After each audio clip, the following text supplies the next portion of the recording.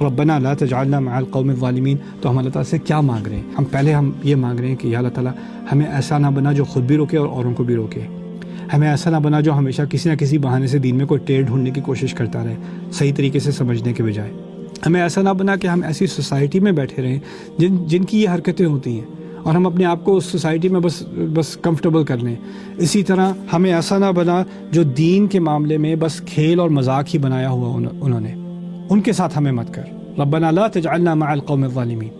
اس کا مطلب یہی نہیں ہے صرف کہ میں ایسا نہ ہوں، اس کا مطلب یہ بھی ہے کہ شاید اگر میری ساری سوسائٹی، میری ساری کمپنی ایسی ہے تو مجھے شاید کمپنی چینج کرنے کی ضرورت ہے، کیونکہ اگر یہی میری کمپنی ہے تو مجھے اللہ تعالیٰ سے مانگنا پڑے گا کہ ان کے ساتھ مجھے نہ ڈال۔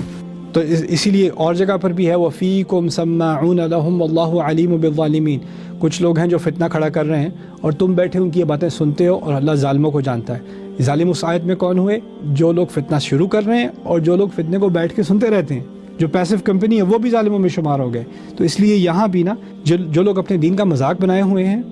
ان کی کمپنی بھی، ان کو آپ نارملائز کر رہے ہو اپنی زندگی میں اور ان چیزوں کو بار بار سنتے رہتے ہو تو آپ کا اس پر اثر ہوگا۔ وَغَرَّتْهُمُ الْحَيَاةُ الدُّنْيَا، اور دنیا کی زندگی نے ان کو دھوکے میں ڈالے رکھا ہے۔